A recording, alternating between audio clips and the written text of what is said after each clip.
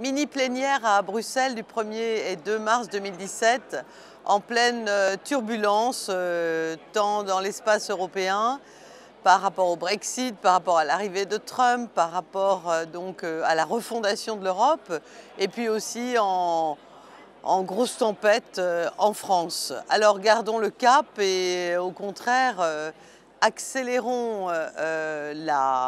l'analyse et l'avancée des textes et puis surtout consolidons l'Europe. Alors 9 points essentiels à cet ordre du jour. Tout d'abord un débat sur justement l'avenir de l'Europe en présence de Jean-Claude Juncker, le président de la Commission, qui semble reprendre un peu de poil de la bête en faisant différentes propositions de scénarii pour refonder l'Europe au moment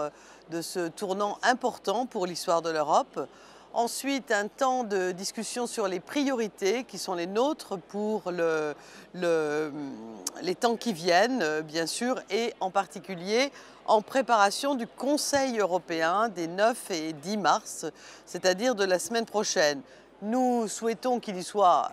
parlé, évidemment, et pas seulement parlé, mais qu'il y soit question d'action en termes d'économie, en termes de défense européenne, en termes d'emploi, de solutions intelligentes par rapport aux flux migratoires et, en un mot comme en mille, d'avenir de l'Europe. Nous parlerons pendant cette mini-session également d'un sujet d'inquiétude pour nous, les citoyens européens, qui ne sont pas citoyens du Royaume-Uni, parce que ceux qui ne sont pas citoyens, nous sommes nombreux à nous inquiéter des restrictions à la liberté de mouvement pour les citoyens de l'Union européenne dans l'espace britannique. Nous parlerons aussi, et je l'ai présenté dans la Commission des libertés, d'un dossier très juridique mais en même temps très sensible politiquement, de réciprocité en termes d'exemption des visas. C'est très clair, quand l'Union européenne accorde une exemption de visa pour des citoyens de pays tiers, eh bien nous exigeons par réciprocité, par parallélisme des formes juridiquement parlant, que les citoyens européens soient exemptés de visa dans ces mêmes pays tiers. Il y a un peu des accros et notamment, il y avait des accros avec le Canada. Ils vont être aplanis à partir de décembre 2017, mais surtout, il demeure des accros très importants avec les États-Unis qui exigent la présentation de visa pour certains citoyens de certains pays européens, Bulgarie, Roumanie, Croatie et Pologne, et qui constituent au fond un accroc qui n'est pas acceptable par la famille européenne. Donc on ne peut pas accepter que les citoyens de ces pays soient considérés comme des citoyens différents.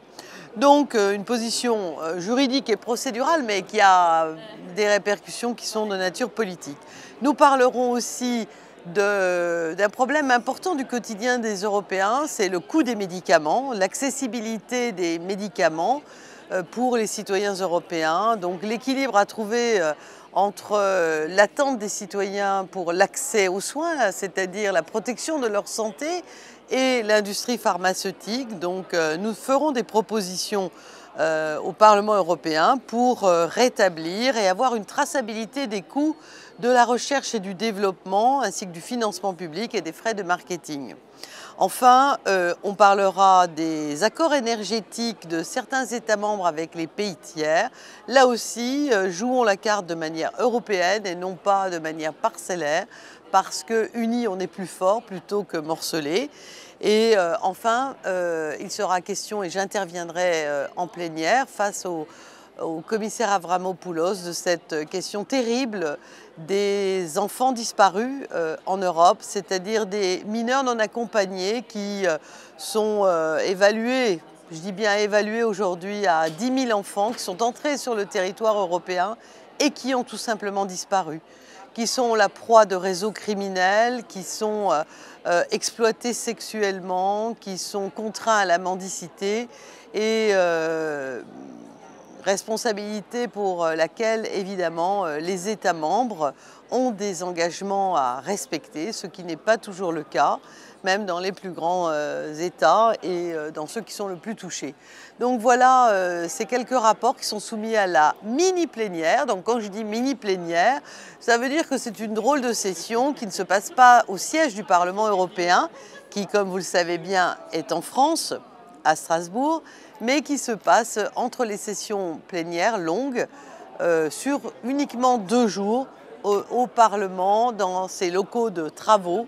c'est-à-dire à Bruxelles.